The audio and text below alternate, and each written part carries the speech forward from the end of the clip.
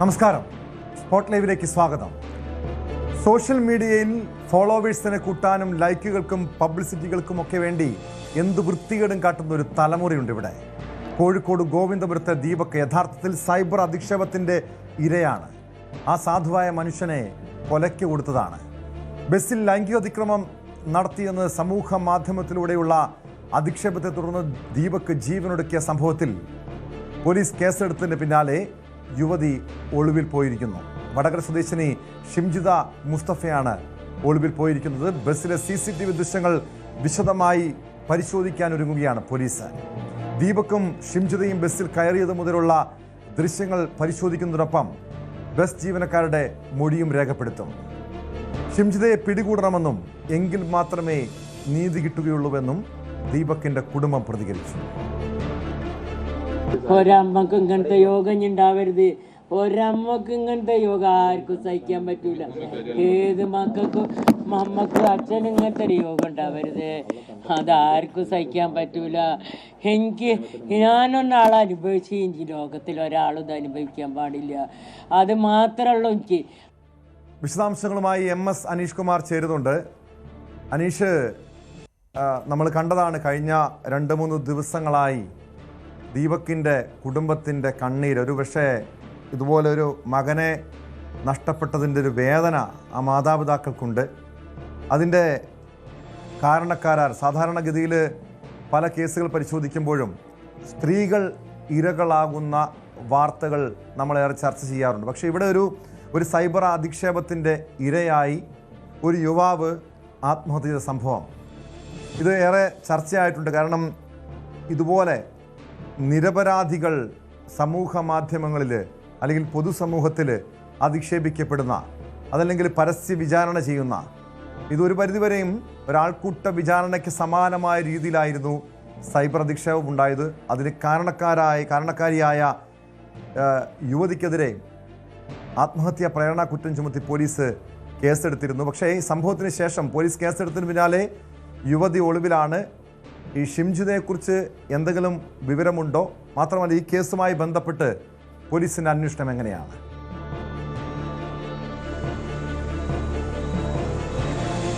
Tom, ഈ ദീപക്കിൻ്റെ മരണമുണ്ടായതിന് തൊട്ടു പിന്നാലെ തന്നെ കുടുംബം രംഗത്തെത്തിയിരുന്നു. സമൂഹ മാധ്യമങ്ങളിൽ ഉള്ള റീച്ചിന് വേണ്ടി മനഃപൂർവ്വം ഒരു മരണത്തിലേക്ക് ദീപക്കിനെ തള്ളിവിടുകയാണ് ഈ ഷിംജിത ചെയ്തതെന്നാണ് കുടുംബവും സുഹൃത്തുക്കളുമൊക്കെ ഒന്നടക്കം പറഞ്ഞത്. അതിനുശേഷമാണ് അവർ ഇന്നലെ കൃത്യമായി തന്നെ രേഖാമൂലമുള്ള പരാതി സിറ്റി പോലീസ് കമ്മീഷണർക്ക് നൽകിയത്. അപ്പോൾ തന്നെ അദ്ദേഹം ഉറപ്പ് നൽകി ഇക്കാര്യത്തിൽ കൃത്യമായ ഒരു അനുഭാവപൂർവ്വമായ നടപടി ഇക്കാര്യത്തിൽ ഉണ്ടാവുമെന്ന്. അതിനുശേഷം മണിക്കൂറുകൾക്കുള്ളിൽ തന്നെ മെഡിക്കൽ കോളേജ് പോലീസ് വീട്ടിലെത്തുകയും ഈ കുടുംബത്തിൻ്റെ മൊഴി രേഖപ്പെടുത്തുകയും ചെയ്തു. തൊട്ടു പിന്നാലെ തന്നെ ആത്മഹത്യാ പ്രേരണ കുറ്റം ചുമത്തി ജാമ്യമില്ലാത്ത വകുപ്പ് ഉൾപ്പെടുത്തി ഷിംജിതയ്ക്കെതിരെ കേസെടുക്കുന്ന ഒരു സാഹചര്യമാണ് ഉണ്ടായത്. അതിനുശേഷമാണ് പ്രതിക്ക് വേണ്ടിയുള്ള ഒരു തെരച്ചിൽ, അതായത് വടകരയിലെ വീട്ടിൽ ഈ ഷിംജിത ഉണ്ടോ എന്നൊരു അന്വേഷണം പോലീസിൻ്റെ ഭാഗത്തുനിന്നും ഉണ്ടായത്. പക്ഷേ ആ യുവതി ആ വീട്ടിൽ ഇല്ല എന്നാണ് മനസ്സിലാക്കാൻ കഴിയുന്നത്. ഒപ്പം എവിടെയാണ് എന്നതിനെക്കുറിച്ച് കൃത്യമായ ഒരു വിവരങ്ങളുമില്ല. നേരത്തെ ഈ വിവാദമുണ്ടായതിന് തൊട്ടു പിന്നാലേക്ക് ബന്ധപ്പെട്ടപ്പോൾ ഫോണിലടക്കം അവരോട് സംസാരിക്കാൻ കഴിയുമായിരുന്നു. അവർ ചെയ്ത പ്രവൃത്തിയെ ന്യായീകരിച്ചു കൊണ്ട് തന്നെയുള്ള ഒരു വിശദീകരണമാണ് നൽകുകയും ചെയ്തത്. എന്നാൽ ഇപ്പോൾ ആ ഫോൺ സ്വിച്ച് ഓഫ് ആണ്. മറ്റ് ബന്ധുക്കളടക്കമുള്ള ആളുകൾക്കും കൃത്യമായി ഈ യുവതി എവിടെയാണ് എന്നതിനെക്കുറിച്ച് അറിയില്ല എന്ന് ആണ് പറയുന്നത്. എന്തായാലും ഈ യുവതിയെ കണ്ടു കിട്ടേണ്ടത് ഇതിൻ്റെ ഒരു അന്വേഷണത്തിൻ്റെ ഒരു തുടർ നടപടികളുടെ ഏറ്റവും അനിവാര്യമായ കാര്യമാണ്. കാരണം ഈ ദൃശ്യങ്ങൾ ചിത്രീകരിച്ചത് ഏത് സാഹചര്യത്തിലാണ് എന്നതിനെക്കുറിച്ചൊരു വ്യക്തത വരേണ്ടതുണ്ട്. ഒപ്പം ഈ ദൃശ്യങ്ങളിൽ ഈ യുവതി ആരോപിക്കുന്നത് പോലെയുള്ള ഒരു അപമര്യാദയിൽ പെരുമാറുന്നതൊന്നും കാണാൻ കഴിയുന്നില്ല. നമ്മളൊക്കെ പരിശോധിക്കുമ്പോഴും അത്തരത്തിൽ ഒരു മോശം പെരുമാറ്റം എന്ന് പറയാൻ കഴിയുന്ന രീതിയിലുള്ളൊരു പെരുമാറ്റം കാണാൻ കഴിയുന്നില്ല. അതുകൊണ്ട് തന്നെ നീണ്ടു നിൽക്കുന്ന ഒരു വീഡിയോ ചിത്രീകരിച്ച ശേഷം അതിൽ നിന്നും ഏതാനും ഭാഗം അല്ലെങ്കിൽ ഒരു പ്രത്യേക ഭാഗം മാത്രമാണോ എഡിറ്റ് ചെയ്ത് പ്രചരിപ്പിച്ചത് എന്നറിയണം. ഒപ്പം ഈ മറ്റു ചില കാര്യങ്ങൾ ഒരുപക്ഷെ നമ്മൾ നേരെ നിൽക്കുന്ന വീഡിയോ ചിലപ്പോൾ സ്ലോ മോഷൻ ആക്കുമ്പോൾ വശത്തു നിന്നൊക്കെ കാണിച്ചാൽ ഒരുപക്ഷെ അത് മറ്റു രീതിയിലേക്ക് വ്യാഖ്യാനിക്കാൻ കഴിയുന്ന തരം എഡിറ്റിംഗ് ഒക്കെ ചെയ്യാൻ കഴിയും. അത്തരത്തിൽ എന്തെങ്കിലും എഡിറ്റിംഗ് കയ്യാങ്കളികൾ ഇതിൽ നടന്നിട്ടുണ്ടോ എന്ന അടക്കമുള്ള കാര്യങ്ങൾ വേണം. അതിനും ഈ ഷിംജിതയുടെ ഫോൺ പോലീസിൻ്റെ കസ്റ്റഡിയിൽ ലഭിക്കേണ്ടതുണ്ട്. അതുകൊണ്ട് തന്നെയാണ് ഷിംജിതയ്ക്ക് വേണ്ടിയുള്ള തെരച്ചിൽ പോലീസ് നടത്തുന്നത്. മറ്റൊന്ന് ഈ ബസ് കേന്ദ്രീകരിച്ചുള്ള തെരച്ചിലാണ്. ഒരു സ്വകാര്യ ബസ്സിലാണ് ഇവർ യാത്ര ചെയ്തത്. ബസ്സിൽ CCTV ദൃശ്യങ്ങൾ അല്ലെങ്കിൽ ബസ്സിൽ ഇപ്പോൾ നമുക്കറിയാം മിക്ക ബസ്സുകളിലും CCTV ഉണ്ട്. അത് ഒരുപക്ഷെ ഉടമകൾക്കും യാത്രക്കാർക്കുമൊക്കെ ഗുണകരമായി മാറുന്ന കാര്യമാണ്. ഈ ജീവനക്കാരും യാത്രക്കാരും തമ്മിലൊക്കെ ഉള്ള പ്രശ്നങ്ങൾ ഉണ്ടാകുമ്പോഴും അല്ലെങ്കിൽ ജീവനക്കാരും മറ്റു ബസ്സിലെ ജീവനക്കാരും ഒക്കെ തമ്മിൽ പ്രശ്നമുണ്ടാകുമ്പോഴും പലപ്പോഴും ഇത്തരത്തിലെ ക്യാമറകളാണ്, ഈ അകത്തുള്ള ക്യാമറകളും ഡാഷ് ക്യാമറകളുമൊക്കെ മിക്ക ബസ്സുകളിലുമുണ്ട്. ഈ ബസ്സിലും അത്തരം ക്യാമറ ഉണ്ടെന്ന് മനസ്സിലാക്കാൻ കഴിയുന്നു. അങ്ങനെയെങ്കിൽ ഈ യുവതി വാഹനത്തിൽ പ്രവേശിക്കുന്ന ആ സമയം മുതൽ അല്ലെങ്കിൽ ഷിംജിത്ത് ദീപക് എപ്പോൾ വാഹനത്തിൽ പ്രവേശിച്ചു ആ സമയം മുതൽ ഇരുവരും തമ്മിൽ നിൽക്കുന്ന ഇടവുമായി ബന്ധപ്പെട്ടുള്ള ഒരു കാര്യം, എന്തെങ്കിലും അസ്വാരസ്യങ്ങളോ വാക്കുതർക്കങ്ങളോ ഇവർ തമ്മിൽ ഉണ്ടായോ, അതായത് ഈ ദൃശ്യങ്ങളിൽ കണ്ടതിനപ്പുറം മറ്റെന്തെങ്കിലും കാര്യങ്ങൾ ഉണ്ടായോ എന്നീ കാര്യങ്ങളൊക്കെ ഈ ബസ്സിലെ CCTV ദൃശ്യങ്ങൾ പരിശോധിക്കുമ്പോൾ ഒരു വ്യക്തത ലഭിക്കുമെന്നാണ് പോലീസ് പറയുന്നത്. അതുകൊണ്ട് ആ ദൃശ്യങ്ങൾ പൂർണ്ണമായി പരിശോധിക്കും. മറ്റൊന്ന്, ഈ സമയത്ത് ഈ ബസ്സിൽ മറ്റ് യാത്രക്കാർ ഉണ്ടായിരുന്നു. ഈ ദീപക്കിനും ഷിംജിത്തും ഒക്കെ അടുത്തൊക്കെ ആളുകൾ നിൽക്കുന്നത് നമുക്ക് ആ ദൃശ്യങ്ങളിൽ തന്നെ കാണാം. അത്തരം യാത്രക്കാരെ തിരിച്ചറിയുകയും അവരുടെ മൊഴി രേഖപ്പെടുത്തുകയും ചെയ്യുമ്പോൾ ഇക്കാര്യത്തിൽ ഒരു വ്യക്തത കൈവരുമെന്ന് പോലീസ് വിശ്വസിക്കുന്നു. ഇതിനോടൊപ്പം തന്നെയാണ് ബസ്സിലെ ജീവനക്കാർ ആ സമയത്ത് ഡ്യൂട്ടിയിലുണ്ടായിരുന്ന കണ്ടക്ടറോട് മറ്റും കാര്യങ്ങൾ ആരായുമ്പോൾ എന്തെങ്കിലും അസ്വാഭാവികമായ സംഭവങ്ങൾ ബസ്സിലുണ്ടായിരുന്നോ, യുവതി എന്തെങ്കിലും കാര്യങ്ങൾ പുറത്തേക്ക് പറഞ്ഞിരുന്നോ, ഇയാളുടെ ഭാഗത്തുനിന്നും ശല്യമുണ്ടാകുന്നുവെന്ന് യുവതി ജീവനക്കാരെ അറിയിച്ചു എന്നടക്കമുള്ള കാര്യങ്ങളെക്കുറിച്ചൊക്കെ ഉള്ളൊരു വ്യക്തത ഉണ്ടാകും. അതുകൊണ്ട് ഈ 2-3 കാര്യങ്ങളാണ് തീർച്ചയായും. കാരണം ഒരുപക്ഷെ സമൂഹ മാധ്യമങ്ങളിൽ ഏറ്റവും കൂടുതൽ ചർച്ചയാകുന്നതും അതാണ്. കാരണം ഇങ്ങനെ ഒരു ലൈംഗിക അധിക്ഷേപം ആ യുവാവിൻ്റെ ഭാഗത്തു നിന്നുണ്ടായിട്ടുണ്ടെങ്കിൽ എന്തുകൊണ്ട് ഷിംജിത അവിടെ വെച്ച് പരസ്യമായി പ്രതികരിച്ചില്ല, അല്ലെങ്കിൽ നിയമ നടപടി സ്വീകരിച്ചില്ല? ഇതേ രീതിയിലായിരുന്നോ ഈ വിഷയത്തെ കൈകാര്യം ചെയ്യേണ്ടിയിരുന്നത്? അതാണ് ഏറ്റവും വലിയ വിമർശനം ഉയരുന്നത്. മാത്രമല്ല, ആ ഏതാനും നിമിഷങ്ങൾ ദൈർഘ്യമുള്ള ആ വീഡിയോ പരിശോധിച്ച് കഴിഞ്ഞാൽ മനസ്സിലാക്കാൻ കഴിയും, ഒരു ഭാഗത്ത് മാത്രമാണ് ഷിംജിതയുടെ ശരീരത്ത് ദീപക് സ്പർശിക്കുന്നു, അല്ലെങ്കിൽ ദീപക്കിനൊരു കൈ തൊടുന്നുള്ളൂ, അല്ലെങ്കിൽ കൈ മുട്ടുന്നുള്ളൂ. അത് ബോധപൂർവമാണോ എന്ന് പോലും സംശയമുണ്ട്. കാരണം വിശദമായി അത് കൃത്യമായി പരിശോധിച്ചാൽ മാത്രമേ അതിൻ്റെ വസ്തുത മനസ്സിലാകുകയുള്ളൂ. ഇതിപ്പോൾ യുവതി പുറത്തുവിട്ട വീഡിയോയാണ്. അത് എഡിറ്റിംഗ് നടത്തിയിട്ടുണ്ടെങ്കിൽ, നേരത്തെ അനീഷ് സൂചിപ്പിച്ചതുപോലെ അത് സ്ലോ മോഷനിൽ ഇട്ട് കഴിഞ്ഞാൽ ഒരു പക്ഷേ ഈ രീതിയിൽ ആ ദൃശ്യം മറ്റ് പല രീതിയിലും വ്യാഖ്യാനിക്കാൻ പറ്റും. ഇവിടെ പ്രാഥമികമായും പോലീസ് എന്താണ് ചെയ്യേണ്ടത്? ഈ രീതിയിൽ ഈ വീഡിയോ എഡിറ്റിംഗ് നടന്നിട്ടുണ്ടോ എന്ന് പരിശോധിക്കണം. മാത്രമല്ല, ഈ ബസ്സിലെ ദൃശ്യങ്ങൾ പരിശോധിച്ചിട്ടുണ്ടോ? ബസ് ജീവനക്കാരുടെ മൊഴി ഉടൻ രേഖപ്പെടുത്തുമോ?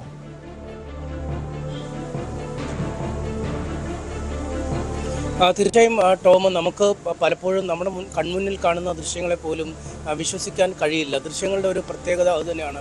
നമ്മൾ നേരിട്ട് കാണുന്ന പോലെ ആവില്ല ദൃശ്യങ്ങളിലൂടെ കയറി ഇറങ്ങി വരുമ്പോൾ. അതുകൊണ്ട് എന്തെങ്കിലും കൂട്ടിച്ചേർക്കലുകളോ അല്ലെങ്കിൽ മറ്റെന്തെങ്കിലും കൃത്രിമത്വങ്ങളോ ഈ വീഡിയോയിൽ ഉണ്ടോ എന്ന് നമുക്കിപ്പോൾ പറയാൻ കഴിയില്ല. അത് വിദഗ്ധമായ പരിശോധന നടത്തുമ്പോൾ മാത്രമാണ്. പക്ഷേ 2-3 കാര്യങ്ങൾ ചൂണ്ടിക്കാണിക്കാൻ കഴിയുന്നത്. ഒന്ന്, ആ പെൺകുട്ടിയുടെ ഒരു പെരുമാറ്റത്തിൽ, ആ യുവതിയുടെ ഒരു പെരുമാറ്റത്തിൽ ചില അസ്വാഭാവികതകളുണ്ട്. കാരണം ചിരിച്ചുകൊണ്ട് നിന്നുള്ള ഒരു മുഖഭാവത്തോടു കൂടിയാണ് ഇത്തരമൊരു കാര്യത്തെ അവർ നേരിടുന്നത്.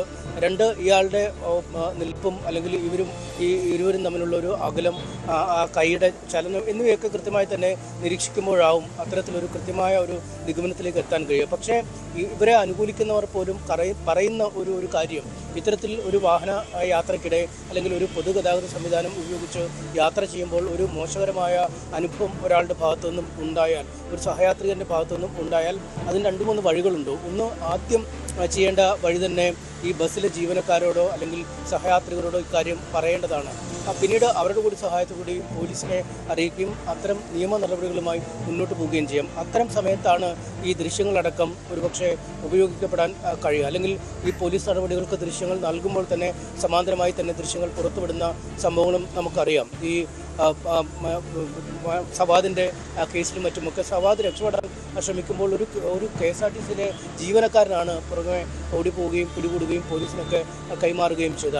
അയാളുടെ ദൗത്യമായി കരുതി, അതായത് ഒരു സർക്കാർ ജീവനക്കാരൻ അല്ലെങ്കിൽ ഒരു സ്വകാര്യ ബസ്സിലെ ജീവനക്കാരൻ എന്നൊക്കെ പറയുമ്പോഴും അവർ ആ ബസ്സിൽ ജോലി ചെയ്യുമ്പോൾ ആ ബസ്സിലെ ഒരു ചുമതലക്കാരനാണ്. ആ ബസ്സിൽ ആർക്കെങ്കിലും എന്തെങ്കിലും ദുരനുഭവങ്ങൾ ഉണ്ടായാൽ ഒരുപക്ഷെ ആദ്യം റിപ്പോർട്ട് ചെയ്യുന്നത് ആ ബസ്സിൽ തന്നെയാണ്.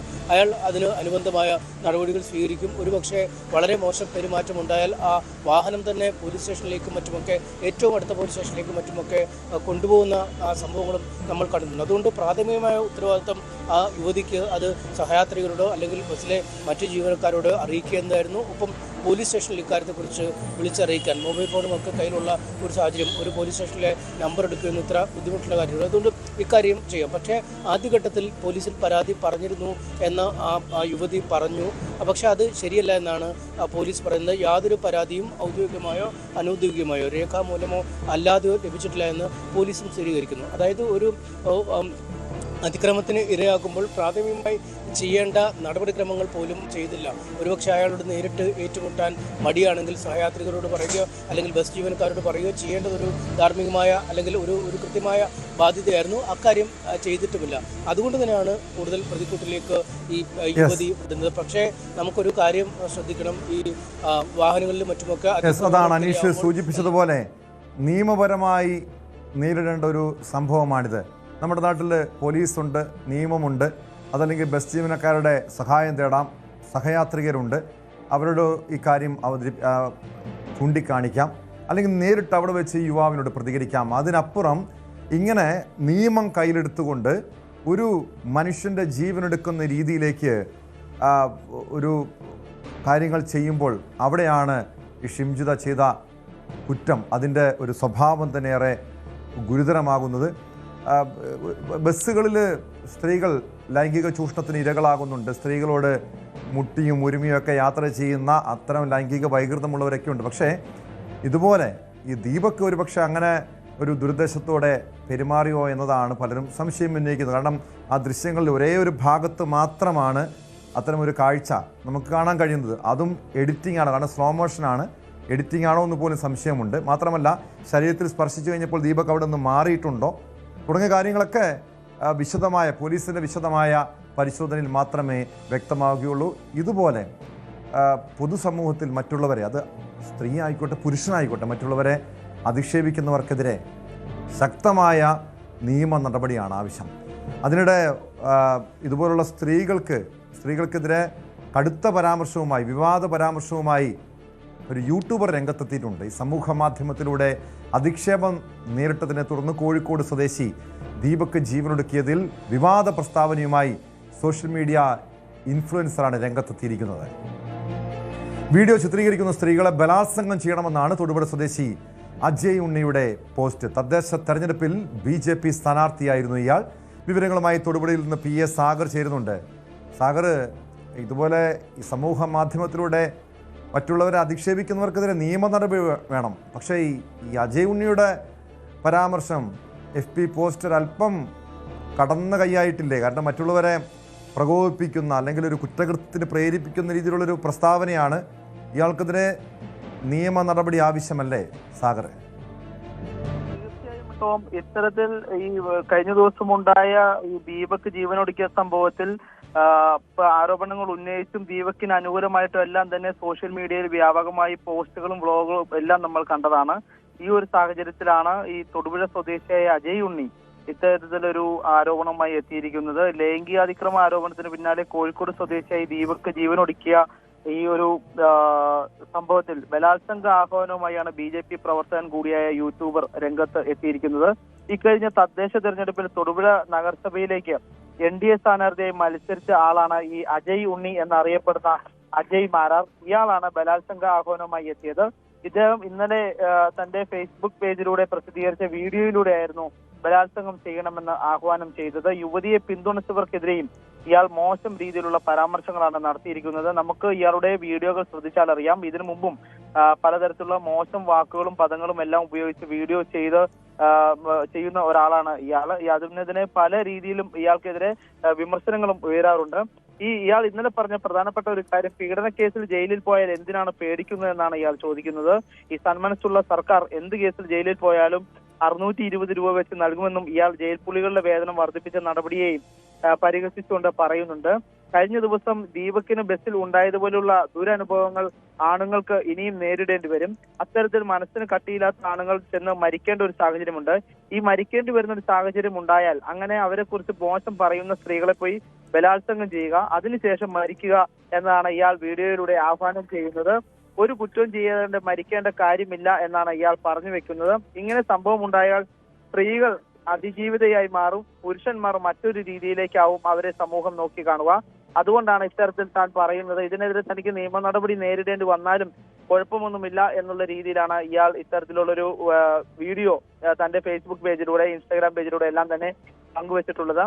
ഇയാൾ ഇതിനു മുമ്പും ഇത്തരത്തിൽ മോശം പദപ്രയോഗങ്ങൾ നടത്തി ഉൾപ്പെടെയുള്ള പല വീഡിയോകളും ഇയാളുടെ പോസ്റ്റിൽ കയറി നോക്കിയാൽ നമുക്ക് കാണാൻ സാധിക്കും. എന്തായാലും ഇത്തരത്തിലൊരു സംഭവങ്ങൾ നടക്കുമ്പോൾ അതിനെതിരെ നിയമപരമായി നേരിടുന്നതിന് പകരം സോഷ്യൽ മീഡിയയിലൂടെ വന്ന് സ്ത്രീകളെ ബലാത്സംഗം ചെയ്യുക എന്ന് പറയുന്നത് തന്നെ, അത് ഒരു യൂട്യൂബർ പറയുന്നത് തന്നെ ഒരു പറയാൻ പാടില്ലാത്തൊരു കാര്യമാണെന്നാണ് സമൂഹം വിലയിരുത്തുന്നത്. ഇയാൾക്കെതിരെ ഇത്തരത്തിലുള്ള ഒരു പരാമർശം വന്നതുകൊണ്ട് തന്നെ ഇയാൾക്കെതിരെ സോഷ്യൽ മീഡിയയിൽ യൂട്യൂബറായി മാത്രം ഇയാളെ കാണാൻ പാടില്ലല്ലോ സാഗർ. പൊതുപ്രവർത്തകനാണ്, BJPയുടെ പ്രവർത്തകനാണ്, തെരഞ്ഞെടുപ്പിൽ മത്സരിച്ച വ്യക്തിയാണ്. ഇയാൾക്കെതിരെ പരാതിയുമായി ആരെങ്കിലും മുന്നോട്ട് വന്നിട്ടുണ്ടോ? പോലീസിൻ്റെ ശ്രദ്ധയിൽ ഈ ഫേസ്ബുക്കിലെ ഈ പോസ്റ്റ് പോലീസിൻ്റെ ശ്രദ്ധയിൽപ്പെട്ടിട്ടുണ്ടോ? പോലീസ് കേസെടുക്കാനുള്ള സാധ്യതയുണ്ടോ? തീർച്ചയായും ടോം, ഇയാളൊരു യൂട്യൂബർ മാത്രമായി നമുക്ക് കാണാൻ കഴിയില്ല. കാരണം ഇത്തവണ നടന്ന തദ്ദേശ തെരഞ്ഞെടുപ്പിൽ തൊടുപുഴ നഗരസഭയിൽ 5ാം വാർഡിൽ നിന്നും NDA സ്ഥാനാർത്ഥിയായി മത്സരിച്ച ആളാണ് ഇദ്ദേഹം. ഇയാൾ പരാജയപ്പെട്ടിരുന്നു.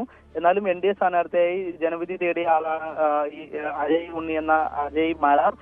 BJPയുടെ സ്ഥാനാർത്ഥിയായിട്ട് തന്നെയാണ് ഇയാൾ മത്സരിച്ചതെല്ലാം. അതുകൊണ്ട് തന്നെ ഇയാൾ ഒരു യൂട്യൂബറായി മാത്രം നമുക്ക് കാണുവാൻ കഴിയില്ല, ഒരു പൊതുപ്രവർത്തകൻ കൂടിയാണെന്ന് ഉള്ളതാണ് സത്യം. ഈ പൊതുപ്രവർത്തകർ വാക്കുകൾ പറയുമ്പോൾ അതിലെല്ലാം തന്നെ മിതത്വം പാലിക്കണം, അല്ലെങ്കിൽ വേണ്ട വാക്കുകൾ പറയുമ്പോൾ ശ്രദ്ധിക്കണം എന്നുള്ള ഒരു കാര്യം കൂടിയാണ് ഇതിലൂടെ നമ്മൾ അറിയേണ്ടത്. ഈ ഇത്തരത്തിലുള്ള ഒരു മോശം പരാമർശം ഇദ്ദേഹം നടത്തിയതിന് ഈ പേജിലൂടെ വ്യൂവേഴ്സ് ഉള്ളത് കൊണ്ട് തന്നെ അധികം ആളുകൾ ആ വീഡിയോ കണ്ടിട്ടുണ്ട് എന്നുള്ളതും സത്യമായ ഒരു കാര്യമാണ്. ഇത് പോലീസുമായി ബന്ധപ്പെട്ടപ്പോൾ ഈ വീഡിയോ പരിശോധിച്ച ശേഷം നടപടിയെടുക്കാം എന്നാണ് തൊടുപുഴ പോലീസ് അറിയിച്ചിട്ടുള്ളത്. എന്തായാലും ഇതിനെതിരെ വ്യാപകമായ ഒരു വിമർശനം ഇയാൾക്കെതിരെ ഉയരുന്നുണ്ട്. പരാതിയുമായി യൂത്ത് കോൺഗ്രസ് ഉൾപ്പെടെയുള്ളവർ രംഗത്ത് വരുമെന്ന് രാവിലെ പറഞ്ഞിരുന്നു. എന്നാൽ ഇതുവരെ പോലീസിൽ പരാതികളൊന്നും ലഭിച്ചിട്ടില്ല. എന്തായാലും പോലീസ് ഇയാളുടെ വീഡിയോ പരിശോധിച്ച ശേഷം നടപടിയെടുക്കുമെന്നാണ് അറിയിച്ചിരിക്കുന്നത് കേട്ടോ. വ്യക്തമാണ്. PA സാഗറാണ് വിവരങ്ങൾ നൽകിയത്. വളരെ പ്രധാനപ്പെട്ട ഒരു വാർത്തയാണ് സ്പോട്ട് ലൈവിനി പരിശോധിക്കുന്നത്. ശബരിമല സ്വർണ്ണക്കൊള്ളയിൽ നിർണായക നീക്കവുമായി എൻഫോഴ്സ്മെന്റ് ഡയറക്ടറേറ്റ്.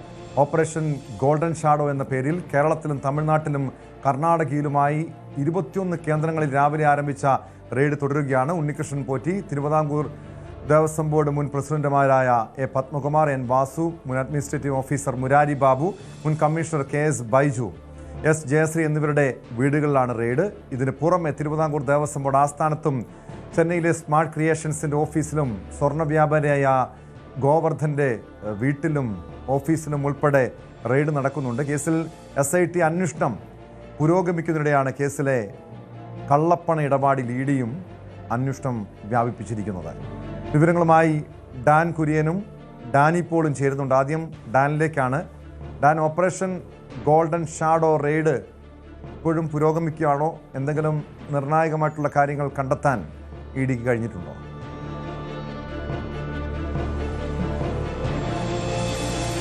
മൂന്ന് സംസ്ഥാനങ്ങളിലും 21 സ്ഥലങ്ങളിലുമായി ഇന്ന് പുലർച്ചെ തുടങ്ങിയ പരിശോധനയാണ് എൻഫോഴ്സ്മെന്റ് ഡയറക്ടറേറ്റിന്റെ നേതൃത്വത്തിൽ നടന്നത്. ആ പരിശോധനയിൽ സുപ്രധാനമായ ചില രേഖകൾ പലയിടങ്ങളിൽ നടത്തിയ പരിശോധനയിൽ കണ്ടെത്താൻ കഴിഞ്ഞിട്ടുണ്ടെന്ന പ്രാഥമികമായ വിവരങ്ങളാണ് ലഭിക്കുന്നത്. അതോടൊപ്പം ദേവസ്വം ബോർഡ് ആസ്ഥാനത്ത് മാത്രമാണ് രാവിലെ 7 മണിക്ക് തന്നെ പരിശോധന ആരംഭിക്കാൻ കഴിയാതിരുന്നത്. കാരണം ദേവസ്വം ബോർഡ് ഓഫീസിലെ ജീവനക്കാർ ഓഫീസ് സമയത്ത് മാത്രമാണ് അവിടേക്ക് എത്തിയത്. അവർ സാധാരണയായി ഇങ്ങനെയുള്ള പരിശോധനകളൊന്നും നടക്കുന്നുണ്ട് എന്നറിയാതെ ഓഫീസിലേക്ക് എത്തിയവരായിരുന്നു പലരും. അവിടെ എത്തിയപ്പോൾ മാത്രമാണ് സായുധരായ ഉദ്യോഗസ്ഥർ ഗേറ്റിന് മുൻപിൽ നിലയുറപ്പിച്ചിരിക്കുന്നതും അവരുടെ അനുവാദത്തോടെ മാത്രം അകത്തേക്ക് ഐഡന്റിറ്റി കാർഡുകൾ പരിശോധിച്ചതിനു ശേഷം കയറ്റിവിടുകയുമൊക്കെ ചെയ്ത സാഹചര്യമുണ്ടായത്. പിന്നീട് അതീവ രഹസ്യമായിട്ടായിരുന്നു പരിശോധനകൾ. ദേവസ്വം ബോർഡിന്റെ പ്രധാനപ്പെട്ട ആസ്ഥാനത്തെ പ്രധാനപ്പെട്ട കവാടം അടച്ചതിനു ശേഷം മറുവശത്തുകൂടിയാണ് ജീവനക്കാരെ അടക്കം അകത്തേക്ക് കയറ്റിവിട്ടത്. മുഴുവൻ സമയവും ഉദ്യോഗസ്ഥരുടെ കാവൽ. അതിനിടയിലാണ് ഈ പരിശോധനയെല്ലാം നടന്നുകൊണ്ടിരുന്നത്. എടുത്തു പറയേണ്ടുന്ന കാര്യം 90 ദിവസം പിന്നിട്ടതിന് ശേഷം, അതായത് SITയുടെ അന്വേഷണം ഹൈക്കോടതിയുടെ നിരീക്ഷണത്തിൽ ആരംഭിച്ച് 90 ദിവസം പിന്നിട്ടതിന് ശേഷമാണ് എൻഫോഴ്സ്മെന്റ് ഡയറക്ടറേറ്റിന്റെ ഭാഗത്ത് നിന്ന് ഇങ്ങനെയൊരു നീക്കം ഉണ്ടാകുന്നത്. അതായത് ഒരേ സമയം 21 സ്ഥലങ്ങളിൽ നേരത്തെ ക്രൈംബ്രാഞ്ച് രജിസ്റ്റർ ചെയ്ത 2 FIR-കളുടെ പ്രതിപട്ടികയിൽ ഉൾപ്പെട്ടിരിക്കുന്ന മുഴുവൻ ആളുകളുടെയും വീടുകളിലും ഓഫീസുകളിലും ഈ പരിശോധന നടന്നു എന്നതാണ് ശ്രദ്ധേയമായിട്ടുള്ള കാര്യം. ബെല്ലാരിയിലെ ജ്വല്ലറി ഉടമ ഗോവർദ്ധന്റെ വസതിയിലും ഇയാളുടെ റഥം ജ്വല്ലറിയിലും ഉൾപ്പെടെയായിരുന്നു പരിശോധന. അതോടൊപ്പം ഈ സ്വർണം ഉരുക്കി മാറ്റിയ സ്മാർട്ട് ക്രിയേഷൻസിന്റെ ചെന്നൈയിലെ ഓഫീസിൽ പങ്കജ് ഭണ്ഡാരിയുടെ വീട്ടിൽ അടക്കം ഈ പരിശോധന നടന്നിട്ടുണ്ട്. അതായത് ഇതിന്റെ ഒരു മാനം എത്രത്തോളമാണ് എന്ന് ഹൈക്കോടതിയുടെ നിരീക്ഷണം ശരിവെക്കുന്ന തരത്തിൽ തന്നെയാണ് എൻഫോഴ്സ്മെന്റ് ഡയറക്ടറേറ്റിന്റെ ഭാഗത്ത് നിന്ന് ഇതുമായി ബന്ധപ്പെട്ടുണ്ടായേക്കുന്ന തുടർ നീക്കങ്ങളും. അങ്ങനെയാണെങ്കിൽ ഇനി വ്യക്തത വരാനുള്ളത് ഒരു കാര്യത്തിൽ മാത്രമാണ്. ഈ വ്യാപകമായ റെയ്ഡിനപ്പുറത്തേക്ക് SIT ഇതുവരെ നടത്തിയ അന്വേഷണത്തിൽ ഉണ്ണികൃഷ്ണൻ പോറ്റിയിൽ നിന്ന് തന്ത്രി കണ്ഠര് രാജീവര് വരെയുള്ളവരുടെ വലിയൊരു പട്ടികയെ പ്രതിപട്ടികയിൽ ഉൾപ്പെടുകയും അവരുടെ അറസ്റ്റ് രേഖപ്പെടുത്തുകയും ചെയ്ത് അതിനപ്പുറത്തേക്ക് ഏതെങ്കിലും രാഷ്ട്രീയ ഉന്നതരിലേക്ക് EDയുടെ അന്വേഷണം ഈ നിയമസഭാ തെരഞ്ഞെടുപ്പിന് ഒരുങ്ങുന്ന വേളയിൽ ചെന്നെത്തുമോ എന്നതാണ് ഏറ്റവും ആകാംക്ഷ ഉണർത്തുന്ന കാര്യം. തീർച്ചയായും ഡാൻ, നേരത്തെ ഹൈക്കോടതി ഇന്നലെ ചൂണ്ടിക്കാണിച്ച കാര്യവും അതുതന്നെയായിരുന്നു. കാരണം ഈ ശാസ്ത്രീയ പരിശോധനാ ഫല റിപ്പോർട്ടും SITയുടെ അന്വേഷണ പുരോഗതി റിപ്പോർട്ടും ഇന്നലെ കോടതിയിൽ സമർപ്പിച്ചതിന് പിന്നാലെ കോടതി ചൂണ്ടിക്കാണിച്ചൊരു കാര്യം, കഴിഞ്ഞ 20 വർഷത്തോളമായി ആസൂത്രിതമായിട്ടുള്ള പല ഇടപാടുകളും ഈ ശബരിമല കേന്ദ്രീകരിച്ച് നടന്നിട്ടുണ്ട്. അവിടെ നിന്നും പാളികൾ പൂർണ്ണമായും എടുത്തുകൊണ്ട് പോയോ എന്നുപോലും സംശയം ഉന്നയിക്കുന്നുണ്ട്. മാത്രമല്ല ഇനിയും കൂടുതൽ പ്രതികളുണ്ടാകും, കൂടുതൽ അറസ്റ്റ് ഉണ്ടാകുമെന്ന കൃത്യമായ സൂചന നൽകുന്നു. അവിടെയാണ് ED ഈ കളത്തിലിറങ്ങിയത്, അതായത് രംഗത്തിറങ്ങിയതോടെ പല രീതിയിലുള്ള അഭ്യൂഹങ്ങളും ഉയരുന്നത്. ഒരുപക്ഷെ ഉന്നതരിലേക്ക്, ഇനി പ്രധാനപ്പെട്ട ഉന്നതരിലേക്ക് അന്വേഷണം നീങ്ങണം. അത്തരമൊരു നീക്കം EDയുടെ ഭാഗത്തു നിന്ന് ഉടൻ ഉണ്ടാകുമോ? മാത്രമല്ല ഈ റെയ്ഡിന് പിന്നാലെ എന്തൊക്കെ പ്രതീക്ഷിക്കാം?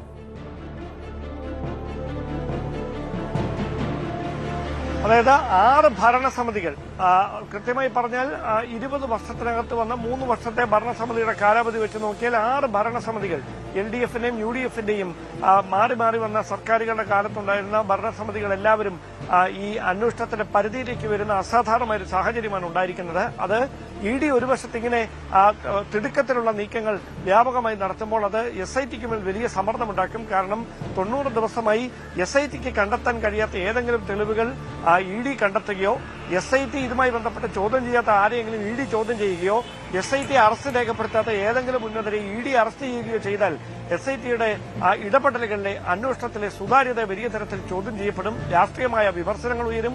അത് നേരത്തെ തന്നെ പ്രതിപക്ഷം ഈ അന്വേഷണത്തിൽ സർക്കാർ ഇടപെടുന്നു, ആഭ്യന്തര വകുപ്പ് ഇടപെടുന്നു തുടങ്ങിയ വിമർശനങ്ങളൊക്കെ ഉന്നയിച്ചിരുന്നു.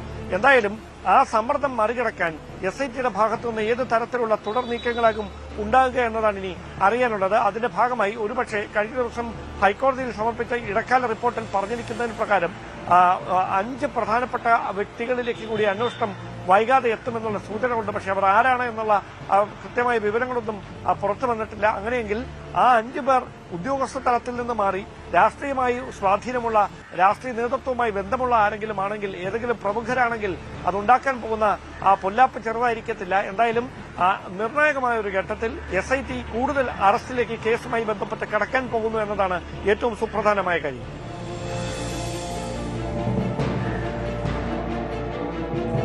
തെരഞ്ഞെടുപ്പ് അടുത്തിരിക്കെ, നിയമസഭാ തെരഞ്ഞെടുപ്പ് അടുത്തിരിക്കെ എന്തായിരിക്കും ഇനി EDയുടെ ഭാഗത്തുണ്ടാകാൻ പോകുന്ന നടപടികൾ? കൂടുതൽ ഉന്നതർ കുടുങ്ങുമോ? കാരണം LDFന്റെ മാത്രമല്ല UDFന്റെ ഭരണസമിതിയും സംശയനിഴലായിരിക്കുന്ന സാഹചര്യം. ഡാനി ഇപ്പോൾ കൂടിച്ചേരുന്നു. ഡാനി, നിർണായകമായിട്ടുള്ള നീക്കം EDയുടെ ഭാഗത്തുനിന്നുണ്ടാകുന്നു. ഒരേ സമയം രാവിലെ മുതൽ വിവിധയിടങ്ങളിൽ 20-ലധികം കേന്ദ്രങ്ങളിൽ റെയ്ഡ് നടക്കുന്നു. ഈ ഒരു റെയ്ഡിന് ശേഷം ഒരുപക്ഷെ കൂടുതൽ അറസ്റ്റ് ഉണ്ടാകാം. ED വൃത്തങ്ങൾ എന്താണ് നൽകുന്ന സൂചനകൾ? ഈ നേരത്തെ തന്നെ SIT പ്രതിയാക്കിയവരെല്ലാം ED രേഖപ്പെടുത്തിയ കേസിലും ED രജിസ്റ്റർ ചെയ്ത കേസിലും പ്രതികളാണ്. അതോടൊപ്പം കൂടുതൽ പ്രതികൾ ഉണ്ടാകുമോ?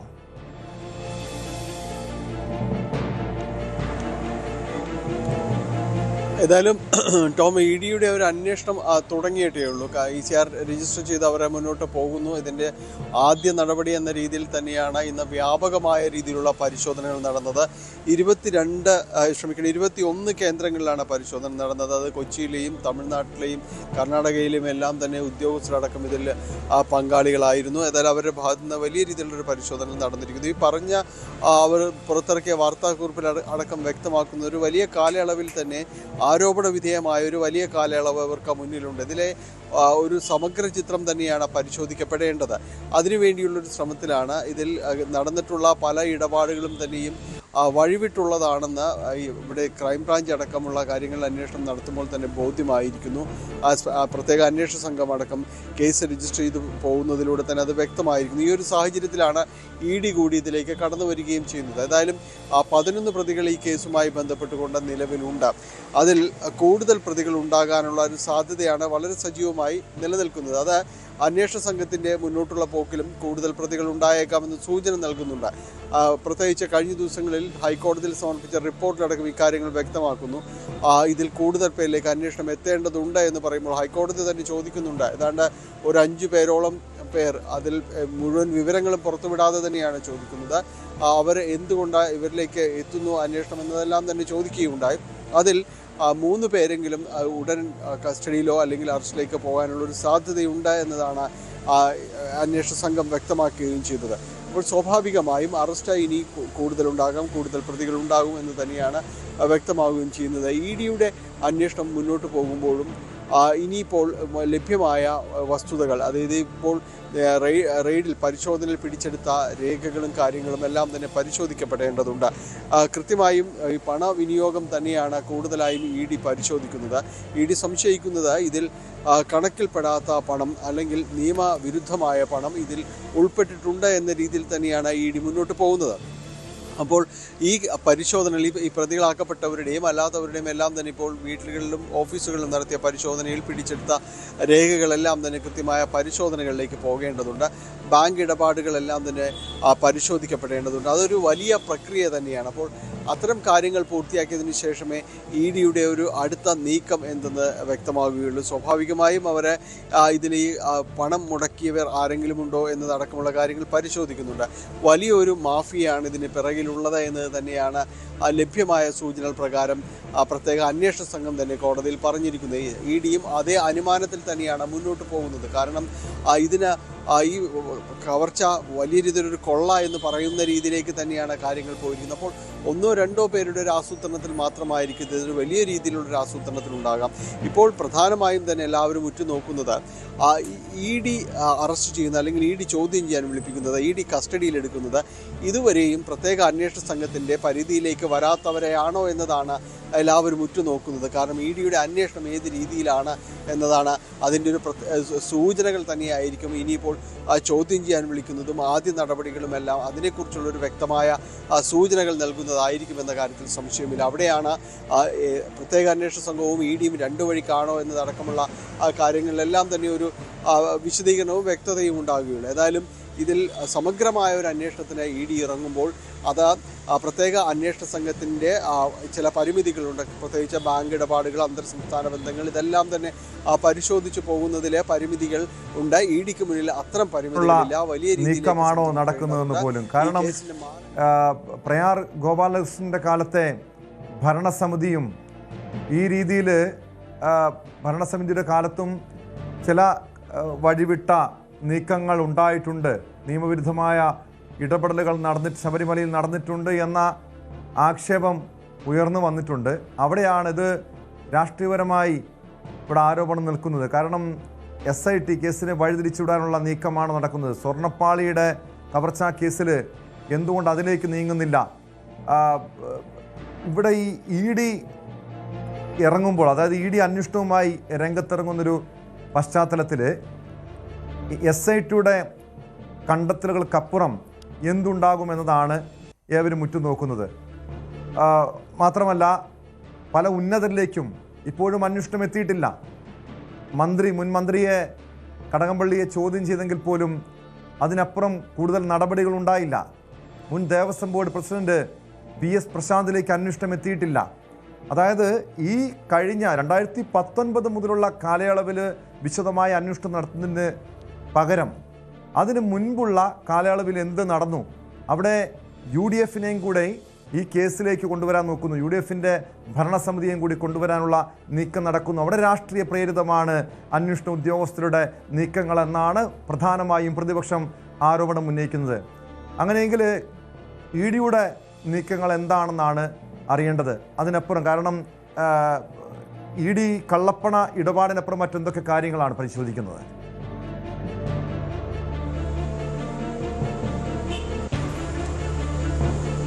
ടോം, ഇതിൽ ED കഴിഞ്ഞ നാളുകളിൽ അതായത് 20 വർഷത്തോളം നീളുന്ന കാലയളവിലെ വന്നിരിക്കുന്ന ഒരു ക്രമക്കേടുകളുണ്ട്, ആക്ഷേപങ്ങളുണ്ട് എന്ന് പറയുമ്പോൾ അത്തരം കാര്യങ്ങൾ പ്രാഥമികമായി പരിശോധിക്കുന്നുണ്ട്. പ്രത്യേകിച്ച് ശബരിമലയുമായി ബന്ധപ്പെട്ട ഇപ്പോൾ വന്നിരിക്കുന്ന ആക്ഷേപങ്ങൾക്കപ്പുറം അവിടെ ഈ പണ ഇടപാടുകളുമായി ബന്ധപ്പെട്ട് വന്നിരിക്കുന്ന കാര്യങ്ങളുണ്ട്, ചില നടപടികളുണ്ട്, സംശയത്തിലേക്ക് നീളുന്ന ചില വസ്തുതകളുണ്ട്. അത് അവിടെയുള്ള ഈ കാണിക്ക സമർപ്പണം ഉൾപ്പെടെയുള്ള ചില കാര്യങ്ങളുണ്ട്. അപ്പോൾ അത്തരം കാര്യങ്ങൾ എത്രമാത്രം സുതാര്യമായിരുന്നു എന്നതെല്ലാം തന്നെയും ED-യുടെ അന്വേഷണത്തിൻ്റെ പരിധിയിലേക്ക് വരും. കാരണം അതിൻ്റെ മറവിൽ മറ്റെന്തെങ്കിലും നടന്നിട്ടുണ്ടോ എന്നതടക്കമുള്ള കാര്യങ്ങൾ, ഈ വഴിപാടുകളടക്കം പരിശോധിക്കപ്പെടേണ്ട ഒരു അവസ്ഥയാണ് ഇപ്പോൾ ഉള്ളതെന്നാണ് പൊതുവിൽ ആക്ഷേപമുയരുന്നു. അപ്പോൾ ED ആ രീതിയിലുള്ള ഒരു സമഗ്ര അന്വേഷണത്തിലേക്ക് പോകുന്നുണ്ടോ എന്നതാണ് അറിയേണ്ടത്. നിലവിൽ EDക്ക് ഇപ്പോൾ ഈ പരിശോധനയിൽ ലഭ്യമാവുന്ന വസ്തുതകളുടെ അല്ലെങ്കിൽ ഈ ബാങ്ക് ഇടപാടുകൾ, പണ ഇടപാടുകൾ തമ്മിൽ ലഭ്യമാവുന്ന സൂചനകളുടെ അടിസ്ഥാനത്തിൽ തന്നെയായിരിക്കും ED അത്തരം കാര്യങ്ങളിലൊരു മുന്നോട്ട് പോക്കുണ്ടാകുക. അതിൽ ഈ പരിശോധനയിൽ ലഭ്യമായ രേഖകളടക്കം വിശദമായി അന്വേഷിച്ച് പോകേണ്ടതുണ്ട്. തുടർച്ചയായ ചോദ്യം ചെയ്യലടക്കമുള്ള കാര്യങ്ങൾ ഉണ്ടാകുകയും ചെയ്യും. ഏതായാലും അതിലേക്ക് എത്രമാത്രം സമഗ്രമായിട്ടായിരിക്കും മുന്നോട്ട് പോകുക, അതോ ഇപ്പോൾ വന്നിരിക്കുന്ന ഈ ആക്ഷേപങ്ങളിൽ കള്ളപ്പണമടക്കം ഉണ്ടായിട്ടുണ്ട്, അത്തരം ഇടപാടുകൾ അന്തർ സംസ്ഥാന ബന്ധങ്ങളിൽ എന്താണ് നടന്നിരിക്കുന്നത്, അല്ലെങ്കിൽ ആർക്കെങ്കിലും ഇതിൽ പ്രത്യേക താല്പര്യം മുടക്കി പണം മുടക്കുകയോ മറ്റെന്തെങ്കിലോ ചെയ്തിട്ടുണ്ടോ, ഇത്തരം കാര്യങ്ങളാണ് ഈ ഘട്ടത്തിൽ അവരുടെ ഒരു അന്വേഷണത്തിൻ്റെ പരിധിയിലേക്കുള്ളത്. അതിനപ്പുറത്തേക്ക് പോകാൻ സാധ്യമായ ഏതെങ്കിലും ഒരു തെളിവുകളോ വസ്തുതകളോ ഇന്നത്തെ പരിശോധനയിൽ EDക്ക് ലഭ്യമാവുകയാണെങ്കിൽ ഒരുപക്ഷെ ഒരു വലിയ ബ്രേക്ക് ത്രൂ അവിടെ പ്രതീക്ഷിക്കാം. നമുക്ക് വലിയ രീതിയിലുള്ളൊരു അന്വേഷണത്തിലേക്കോ നിർണായകമായ ഘട്ടത്തിലേക്കോ EDയുടെ ഒരു ഇടപെടൽ അത് സാധ്യമായേക്കാം. ഏതായാലും വലിയ രാഷ്ട്രീയ ആരോപണങ്ങളെല്ലാം തന്നെ ഉയരുന്ന കാലഘട്ടം ഈ ഒരു സമയം തന്നെയാണ്. പ്രത്യേകിച്ച് ED വരുമ്പോൾ തന്നെ അതിനെ പല മാനങ്ങളും ഈ കേസിനെ കൈവരുന്നുവെന്ന് ചൂണ്ടിക്കാണിക്കുന്നവരുണ്ട്. എന്തായാലും പ്രത്യേക അന്വേഷണ വ്യക്തമാണ്. ഡാനിപ്പോളും ഡാൻ കുര്യനുമാണ് വിവരങ്ങൾ നൽകിയത്. അതോടൊപ്പം ശബരിമല സ്വർണ്ണ കവർച്ചാ കേസ് അന്വേഷണ സംഘം സന്നിധാനത്തെത്തിയിരിക്കുന്നു. സ്റ്റോർ റൂമിൽ സൂക്ഷിച്ചിരിക്കുന്ന 2 വാതിലുകൾ പരിശോധിക്കാൻ അന്വേഷണ സംഘത്തിന് ഹൈക്കോടതി ഇന്നലെ അനുമതി നൽകിയിരുന്നു. കട്ടിളപ്പാളിയിലും പ്രഭാമണ്ഡല പാളികളിലും പൊതിഞ്ഞിരിക്കുന്ന സ്വർണത്തിൻ്റെ അളവ് തിട്ടപ്പെടുത്താനാണ് പരിശോധന. ശശിനാരായണൻ ചേരുന്നു വിവരങ്ങളുമായി. ശശിനാരായണൻ, SIT സന്നിധാനത്തെത്തിയിരിക്കുകയാണ്. ശാസ്ത്രീയ പരിശോധനാ ഫല റിപ്പോർട്ടിൽ ഇവിടെ നിന്നും പാളികൾ പൂർണ്ണമായും എടുത്തുകൊണ്ട് പോയിട്ടുണ്ടോ, നീക്കം ചെയ്തിട്ടുണ്ടോ എന്ന സംശയം പോലും ഉയരുന്നു. എന്തൊക്കെയാണ് SITയുടെ നീക്കങ്ങൾ? ഏതൊക്കെ പരിശോധന, ഏതൊക്കെ മേഖലകൾ കേന്ദ്രീകരിച്ചാണ്? ഇപ്പം ശബരിമലയെ സംബന്ധിച്ച് പറയുക, സ്വർണ്ണക്കൊള്ള കേസുമായി ബന്ധപ്പെട്ട് വളരെ വിശദമായ ഒരു പരിശോധനയാണ് SIT നടത്തുന്നത്. കഴിഞ്ഞ പ്രാവശ്യവും ശബരിമല സ്ട്രോങ് റൂം തുറന്ന് പരിശോധന നടത്തിയിരുന്നു. അതിനുശേഷമാണ് ഇന്ന് 10 അംഗ സംഘം ആണ് സന്നിധാനത്തെത്തിയത്. അതിൽ ഈ തിരുവാഭരണ കമ്മീഷണർ അടക്കം ഉണ്ടാവും. കാരണം തിരുവാഭരണ കമ്മീഷണർ വേണം ഈ സ്ട്രോങ് റൂം തുറന്നു കൊടുക്കാൻ. അതുകൊണ്ട് തിരുവാഭരണ കമ്മീഷണർ അടക്കമുള്ള ഈ സ്വർണത്തിന്റെ ക്വാളിറ്റി പരിശോധിക്കാനുള്ള വിദഗ്ധ സംഘം അടക്കമുള്ള ആളുകളാണ് സന്നിധാനത്തെത്തി ഇന്ന് പരിശോധന നടത്തുന്നത്. പ്രധാനമായും ഈ കട്ടളപ്പാളിയുടെ നേരത്തെയുള്ള കഥവും ഒപ്പം അതിലുപരിയായി ഈ കട്ടളപ്പാളിയും ഈ പ്രഭാമണ്ഡലം അടക്കം, ഒപ്പം പഴയ കൊടിമരത്തിന്റെ ഭാഗങ്ങൾ, വാജിവാഹനം, അഷ്ടദിക് പാലകർ തുടങ്ങിയ ഈ കൊടിമരത്തിലുള്ള അഷ്ടദിക് പാലകരടക്കമുള്ള ഇത്തരം സാധനങ്ങളിലെ സ്വർണ്ണങ്ങൾ അത് കൃത്യമാണോ, അതിന്റെ അളവ്, തൂക്കം കൃത്യമായി പരിശോധിക്കുക, ഗുണനിലവാരം പരിശോധിക്കുക എന്നുള്ളതാണ് പ്രധാനമായ കാര്യം. അതിൽ ഈ റെക്കോർഡുകൾ, രേഖകളിൽ സൂചിപ്പിച്ചിരിക്കുന്ന രീതിയിലാണോ ഇത്തരം ഈ സ്വർണം അവിടെ സൂക്ഷിച്ചിട്ടുള്ളത്, ഇതെല്ലാം വിശദമായ ഒരു പരിശോധനയാണ് ആവശ്യപ്പെടുന്നത്. പ്രത്യേകിച്ച് ഹൈക്കോടതിയുടെ നിർദ്ദേശപ്രകാരമാണ് ഇത്തരത്തിലേക്കൊരു മുൻകാലങ്ങളെ, കഴിഞ്ഞ വർഷങ്ങളിൽ ഉള്ള ആ കാലഘട്ടം തൊട്ടിങ്ങോട്ട് ഇപ്പൊ ഈ വിവാദമായ സമയം വരെയുള്ള കാലഘട്ടങ്ങളിലെ പരിശോധനകളാണ് SIT സംഘം കൃത്യമായി പരിശോധിക്കുന്നത്. ഒപ്പം ഈ സ്വർണം പോയിട്ട് നഷ്ടപ്പെട്ടിട്ടുണ്ടോ എന്നുള്ള കാര്യം കൂടി പരിശോധിക്കും. നമുക്കറിയാം ഈ സ്വർണം സാധാരണഗതിയിൽ അവിടെ നിന്ന് ഒരുപാട് പുതിയ പുതിയ വിവരങ്ങൾ പുറത്തു വരുന്നു. കാരണം കട്ടളപ്പാറ ആദ്യം ദ്വാരപാല ശില്പങ്ങളുടെ സ്വർണം പോയതിനു ശേഷം പിന്നീട് കട്ടളപ്പാറയിലെ സ്വർണത്തെ കുറിച്ച് പറയുന്നു. അത്തരത്തിലുള്ള കാര്യങ്ങളെല്ലാം പുറത്തു വരുന്നു. അങ്ങനെ ഓരോന്നും പുറത്തോട്ട് വരുന്ന വിവാദമായ കാര്യങ്ങളിലേക്ക് ശബരിമല സ്വർണ്ണക്കള്ള കേസ് പോവുകയാണ്. അതുകൊണ്ട് തന്നെയാണ് കൃത്യമായ ഒരു അന്വേഷണം ഇക്കാര്യത്തിൽ വേണമെന്ന് കോടതി നിർദ്ദേശിച്ചിട്ടുള്ളത്. അതുകൊണ്ടാണ് കൃത്യമായ അളവുകൾ അവിടുത്തെ സ്ട്രോങ് റൂമിൽ സൂക്ഷിച്ചിട്ടുള്ള അളവുകൾ ഈ സ്വർണത്തിന്റെ കാര്യങ്ങളായാലും മറ്റ് സാധനങ്ങളായാലും ഇതിന്റെ എല്ലാം കൃത്യമായൊരു വിവരം ശേഖരം എടുത്ത് ഒപ്പം ഈ സ്വർണം പൂശിയിട്ടുള്ളതിന്റെ ക്വാളിറ്റികൾ കൃത്യമാണ് സ്വർണം ഉണ്ടാകാത്തതുമല്ല വേറെ എന്തെങ്കിലും തരത്തിൽ കടത്തിയിട്ടുണ്ടോ എന്നുള്ള കാര്യങ്ങളോടെല്ലാം വിശദമായ ഒരു പരിശോധനയാണ് ഈ അന്വേഷണ സംഘം നടത്തുന്നത്. എന്തായാലും രാവിലെ എത്തിയ അന്വേഷണ സംഘം പമ്പയിൽ എത്തിയതിനു ശേഷമാണ് രാവിലെ സന്നിധാനത്തെത്തിയതിനു ശേഷം ഈ നടപടിക്രമങ്ങളിലേക്ക് ആരംഭിച്ചിട്ടുണ്ട്. തിരുവാഭരണ കമ്മീഷണറുണ്ട്. ഒപ്പം ഈ സ്വർണത്തിന്റെ പരിശുദ്ധി പരിശോധിക്കുന്ന വിദഗ്ധരായ ആളുകളുണ്ട്. അങ്ങനെ എല്ലാ രീതിയിലും ഈ കൃത്യമായ ഒരു വിവര ശേഖരണമാണ് ഈ പ്രത്യേക അന്വേഷണ സംഘം ശബരിമലയിൽ നടത്തുന്നത്. അതിനുള്ള ക്രമീകരണമാണ് നടത്തുന്നത്. ഇപ്പോഴും പരിശോധന ശബരിമലയിൽ നടക്കുന്നതിനാണ് നമുക്ക് അറിയാൻ കഴിയുന്നത്. ഇപ്പോൾ വ്യക്തമാണ്. ശശിധരനാണ് വിവരങ്ങൾ നൽകിയത്. ശബരിമല സ്വർണ്ണ കവർച്ചാ കേസിലാണ് അന്വേഷണ സംഘം സന്നിധാനത്തിരിക്കുന്നത്. സ്റ്റോർ റൂമിൽ സൂക്ഷിച്ചിരിക്കുന്ന 2 വാതിലുകൾ പരിശോധിക്കാൻ അന്വേഷണ സംഘത്തിന് ഹൈക്കോടതി ഇന്നലെ അനുമതി നൽകി. സ്പോട്ട് ലൈവിലേക്ക് തിരികെ എത്താം. എറണാകുളം എളമക്കര അപകടത്തിൽ ട്വിസ്റ്റ്. സ്കൂൾ വിദ്യാർത്ഥിനി ദീക്ഷിതയെ ഇടിച്ചത് ദൃശ്യങ്ങളിലുള്ള കാറല്ല. അപകടമുണ്ടാക്കിയത് വഴിയരികിൽ പാർക്ക് ചെയ്ത ഈക്കോ കാർ എന്ന് തെളിഞ്ഞു. വാഹനത്തിന്റെ ഡോർ തുറന്നപ്പോൾ സൈക്കിളിൽ തട്ടിയാണ് അപകടമുണ്ടായത്. വാഹനത്തിലുണ്ടായിരുന്ന സുഭാഷ് നഗർ സ്വദേശി രാജിയെ പോലീസ് അറസ്റ്റ് ചെയ്തു. സംഭവത്തിന്റെ കൂടുതൽ CCTV ദൃശ്യങ്ങൾ പുറത്തു വന്നിട്ടുണ്ട്.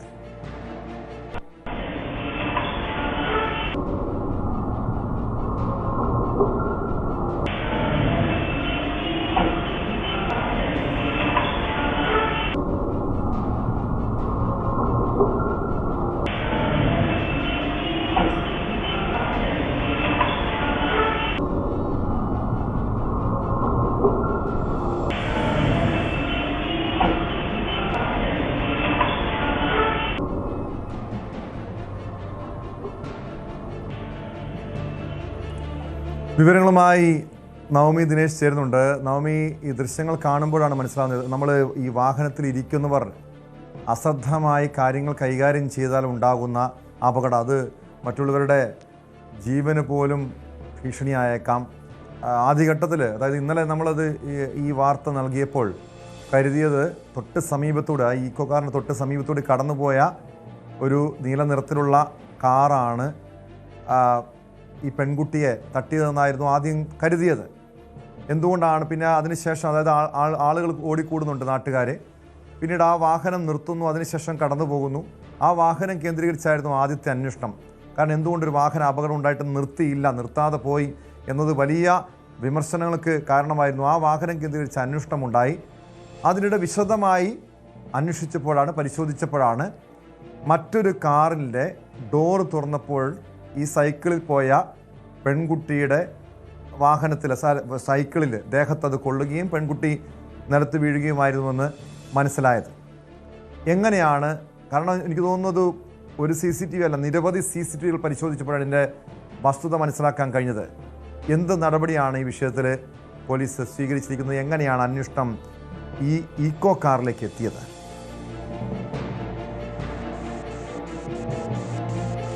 ഒക്ടോബർ 15-ാം തീയതിയായിരുന്നു ദീക്ഷിതയെ ഈ വാഹനം ഇടിച്ചത്. സൈക്കിളായിരുന്നു ദീക്ഷിത സ്കൂൾ വിട്ട്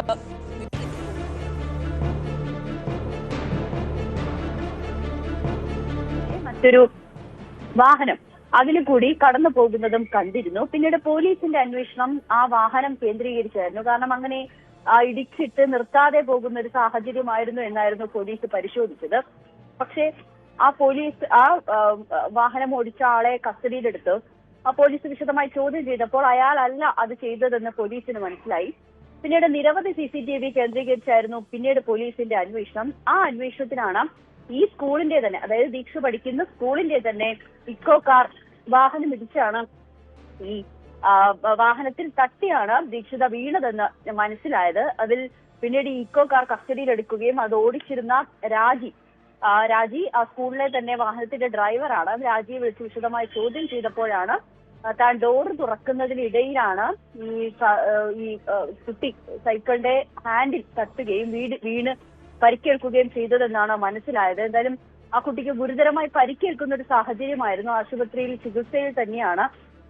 പിന്നീട് ഏറ്റവും പ്രധാനപ്പെട്ട കാര്യം, ഈ രാജി ആ രക്ഷാപ്രവർത്തനത്തിന്, അതായത് കുട്ടിക്ക് അപകടം നടന്ന സമയത്ത് തന്നെ രക്ഷാപ്രവർത്തനത്തിൽ ഉണ്ടായിരുന്ന ഒരാൾ കൂടിയാണ് രാജി. പക്ഷെ എന്തുകൊണ്ടാണ് ഇത്രയും ദിവസം ഇത് മറച്ചു വെച്ചത്, അല്ലെങ്കിൽ മറ്റൊരു ആളുകളിലേക്ക് കൂടി പോലീസിന്റെ അന്വേഷണം കടക്കുന്ന രീതിയിലേക്ക് എന്തുകൊണ്ടാണ് രാജിയുടെ പ്രവൃത്തി നീണ്ടതെന്ന് പോലീസ് അന്വേഷിക്കുന്നുണ്ട്. എന്നാലും ഈ വാഹനവും രാജിയെയും പോലീസ് കസ്റ്റഡിയിൽ എടുത്തിട്ടുണ്ട്. വിശദമായി ചോദ്യം ചെയ്യുകയാണ്. താൻ ഡോർ തുറക്കുന്നതിനിടയിലാണ് ഈ സൈക്കിളിലെ ഹാൻഡിൽ തട്ടി കുട്ടി റോഡിലേക്ക് വീണതെന്ന മൊഴി രാജി, അല്ലെങ്കിൽ അത് രാജി സമ്മതിക്കുകയും ചെയ്തിട്ടുണ്ട്. തന്റെ ഡോറാണ് ഈ കുട്ടിക്ക് അപകടം ഉണ്ടാക്കാൻ കാരണമെന്ന് രാജി പോലീസിന് മൊഴി നൽകുകയും ചെയ്തിട്ടുണ്ട്. കുട്ടി ഇപ്പോഴും ആശുപത്രിയിൽ തന്നെ ചികിത്സയിലുമാണ്. നിരവധി വാഹനങ്ങളാണ് പോലീസ് ആദ്യഘട്ടത്തിൽ കസ്റ്റഡിയിലെടുത്ത് അവരെയൊക്കെ വിശദമായി ചോദ്യം ചെയ്യുന്ന സാഹചര്യമൊക്കെ ഉണ്ടായി. അതുവഴി കടന്നുപോയിട്ടുള്ള, അതായത് വീഴുന്ന സമയത്ത് കടന്നുപോയിട്ടുള്ള വാഹനങ്ങളെല്ലാം തന്നെ പോലീസ് കസ്റ്റഡിയിലെടുക്കുകയും ഒക്കെ ചെയ്തിരുന്നു. എന്തായാലും ഒടുവിൽ CCTV ദൃശ്യങ്ങൾ പുറത്തു വന്നപ്പോഴാണ്, അതായത് നവമി, നമുക്ക് ആ ദൃശ്യങ്ങളിൽ നിന്നും മനസ്സിലാക്കാൻ കഴിയുന്നത് ഈ അപകടമുണ്ടായി ഉടൻ തന്നെ ഈ രാജി വാഹനത്തിൽ നിന്നും പുറത്തിറങ്ങുന്നുണ്ട്. ഈ പെൺകുട്ടിയെ, അപകടത്തിൽപ്പെട്ട പെൺകുട്ടിയെ ആശുപത്രിയിൽ കൊണ്ടുപോകാനൊക്കെ രാജിയും ഒപ്പം ഉണ്ടായിരുന്നു. പക്ഷെ പിന്നെ എന്തുകൊണ്ടാണ് ഈ ഈക്കോ കാറാണ് അപകടം വരുത്തിയതെന്ന് മനസ്സിലാക്കാൻ കഴിയാതിരുന്നത്?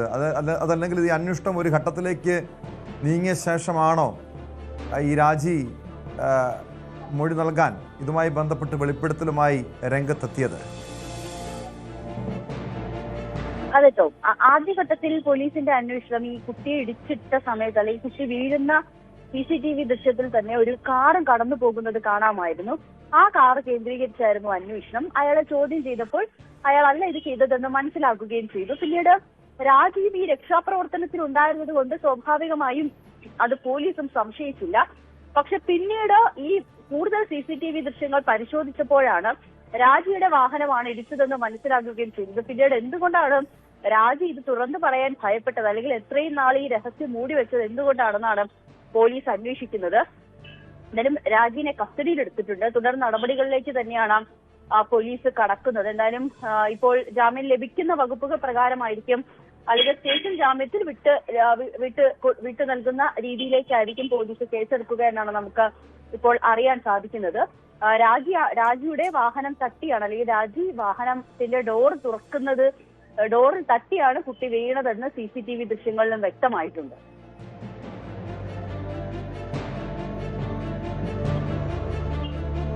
തീർച്ചയായും നവമി, ഇപ്പോൾ പോലീസ് രാജിയെ അറസ്റ്റ് ചെയ്തിട്ടുണ്ട്. അതോടൊപ്പം മോട്ടോർ വാഹന വകുപ്പിൻ്റെ ഭാഗത്തു നിന്ന് നടപടി ഉണ്ടാകുമോ? കാരണം ഒരു സ്കൂൾ ബസ് ഓടിക്കുന്ന, അല്ലെങ്കിൽ സ്കൂളിലെ വിദ്യാർത്ഥികളെ കൊണ്ടുപോകുന്ന വാഹനത്തിൻ്റെ ഡ്രൈവറാണ് രാജി എന്നാണ് മനസ്സിലാക്കുന്നത്. കാരണം അതീവ ശ്രദ്ധ വേണ്ടവരാണ് ഈ സ്കൂൾ ബസ്, അല്ലെങ്കിൽ കുട്ടികളെ കൊണ്ടുപോകുന്ന ഡ്രൈവർമാർക്ക് അതീവ ശ്രദ്ധ വേണം. കുഞ്ഞുങ്ങളെ കൈകാര്യം ചെയ്യേണ്ടവരാണ്. ഇവിടെ ഈ രീതിയിൽ ഒരു ഗുരുതരമായിട്ടുള്ള വീഴ്ചയാണ് ഉണ്ടായിട്ടുള്ളത്. അങ്ങനെയെങ്കിൽ മറ്റ് നടപടി, നിയമ നടപടിക്കപ്പുറം ലൈസൻസ് റദ്ദ് ചെയ്യുന്നത് ഉൾപ്പെടെയുള്ള നടപടികൾ രാജിക്കെതിരെ ഉണ്ടാകുമോ? സ്വാഭാവികമായും ടോം, കാരണം സ്കൂൾ കുട്ടികളാണ്. ടോം പറഞ്ഞതുപോലെ തന്നെ സ്കൂൾ കുട്ടികളാണ് ഏറ്റവും കൂടുതൽ ശ്രദ്ധ വേണ്ടത്. സ്കൂൾ കുട്ടികളെ കൊണ്ടുപോകുന്ന ഡ്രൈവർമാർക്കാണ്. പ്രത്യേകിച്ച് ഈ നമ്മൾ ഇതിനു മുൻപുമൊക്കെ പല വാർത്തകളും കേൾക്കുന്നുണ്ട്. ഡോറ് തുറന്ന് കുട്ടി റോഡിലേക്ക് വീഴുന്നതും ഈ തലനാഴിലേക്ക് രക്ഷപ്പെടുന്ന കാഴ്ചകളൊക്കെ നമ്മൾ കണ്ടിട്ടുള്ളതാണ്. അതുകൊണ്ട് അത്രയും അശ്രദ്ധമായി വാഹനം ഓടിച്ച്, അല്ലെങ്കിൽ ഈ ഡോറ് തുറക്കുമ്പോൾ അത്രയും അശ്രദ്ധമായി ചെയ്ത രാജിയുടെ ലൈസൻസ് അടക്കം സസ്പെൻഡ് ചെയ്യുന്ന കാര്യത്തിലേക്ക് മോട്ടോർ വാഹന വകുപ്പ് കടന്നിട്ടുണ്ട്. ഉടനെ ഈ ദൃശ്യങ്ങൾ പരിശോധിച്ചതിന് ശേഷം, അല്ലെങ്കിൽ പോലീസിൽ നിന്നും വിവരം ലഭിച്ച ശേഷം തുടർ നടപടികളിലേക്ക് സ്വീകരിക്കാൻ തന്നെയാണ് MVDയും തീരുമാനിച്ചിരിക്കുന്നത്. വ്യക്തമാണ്. നവമി ദിനേശാണ് കൊച്ചിയിൽ നിന്നും വിവരങ്ങൾ നൽകിയത്. കണ്ണൂരിൽ ക്ഷേത്രോത്സവത്തിനിടെ ഗണഗീതം പാടിയതിൽ വിവാദം. കണ്ണാടിപ്പറമ്പ് ശ്രീ മുത്തപ്പൻ ക്ഷേത്ര മഹോത്സവത്തിനിടെ തൃശ്ശൂരിൽ നിന്നുള്ള ഗായക സംഘം ഗണഗീതം പാടുകയായിരുന്നു. ഇതോടെ CPM പ്രവർത്തകർ ഇടപെട്ടു. ഉന്തും തള്ളുമായതോടെ പാട്ട് നിർത്തിവെച്ചു.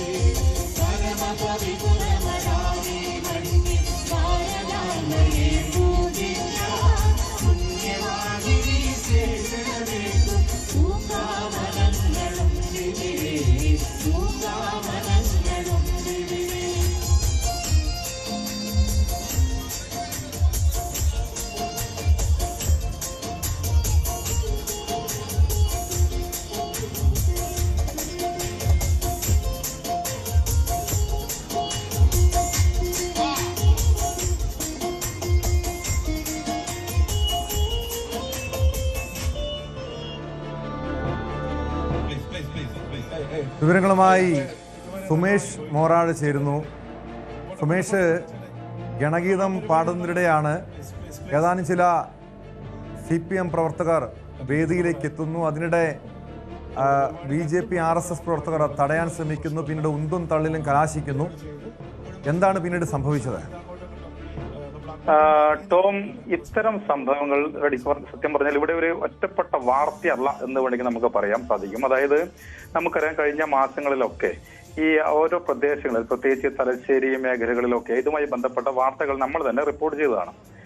അതിൽ പ്രധാനമായും കാണേണ്ടത് ഓരോ രാഷ്ട്രീയ പാർട്ടികൾക്കും അതുമായി ബന്ധപ്പെട്ട പ്രദേശങ്ങളിൽ, അവർക്ക് സ്വാധീനമുള്ള പ്രദേശങ്ങളിൽ ഈ ആരാധനാലയങ്ങൾ കേന്ദ്രീകരിച്ചുകൊണ്ട് ഇത്തരം ഈ പ്രചരണ വേദികളാക്കി മാറ്റുന്നു എന്നുള്ളതിനാണ്. അതായത് നമുക്കറിയാം, ഇപ്പം കഴിഞ്ഞ ദിവസം നടന്ന സംഭവം, ഇത് ഇന്നലെ നടന്ന സംഭവമാണ്. കണ്ണാടിപ്പറമ്പ് ശ്രീ മുത്തപ്പൻ ക്ഷേത്ര മഹോത്സവത്തിനിടെ ഉണ്ടായ ഒരു സംഭവമാണ്. അവിടെ ഈ ഉത്സവവുമായി ബന്ധപ്പെട്ടുകൊണ്ട് ഇവിടെ ഒരു സംഘാടക സമിതി രൂപീകരിക്കുന്നു. ഈ സംഘാടക സമിതി ഇതിന്റെ ഒരു ആഘോഷ കമ്മിറ്റിയാണ്. ഈ കമ്മിറ്റിയിൽ ഒരു വിഭാഗത്തെ മാത്രം കേന്ദ്രീകരിച്ചുകൊണ്ട്, അല്ലെങ്കിൽ അത്തരം ആളുകളെ മാത്രം ഉൾപ്പെടുത്തിക്കൊണ്ട് ഇത്തരം കമ്മിറ്റി രൂപീകരിക്കുന്നു. അവരുടെ തീരുമാനങ്ങൾ ഇതിന്റെ ഇത്തരം ഉത്സവത്തിന്റെ ഭാഗമായി നടക്കുന്നു എന്നുള്ളതാണ് ഇവിടെ പൊതുവെ ഉണ്ടായ ഒരു ആക്ഷേപം എന്ന് പറയുന്നത്. അത്തരം ഒരു വിവാദത്തിന് ഉണ്ടാക്കിയ അത്തരം ഒരു വിവാദം തന്നെയാണ് ഇപ്പം കഴിഞ്ഞ ദിവസം ഈ സംഭവം തന്നെ. അതായത് RSS BJP പ്രവർത്തകർ ഉൾപ്പെടുന്ന ഒരു സംഘടന സമിതി രൂപീകരിക്കുകയും അവരുടെ തീരുമാനങ്ങൾക്കനുസരിച്ച് പരിപാടികൾ സംഘടിപ്പിക്കുകയും എന്ത് പാടണ്ട എന്ന് അവർ തീരുമാനിക്കുന്ന രീതിയിലേക്ക് ഇത്തരം ഒരു പരിപാടികളെ മാറ്റി എന്നുള്ളതാണ് പ്രദേശത്തെ ഭക്തജനങ്ങൾ ഉൾപ്പെടെയുള്ള നാട്ടുകാരുടെ ആക്ഷേപം എന്ന് പറയുന്നത്.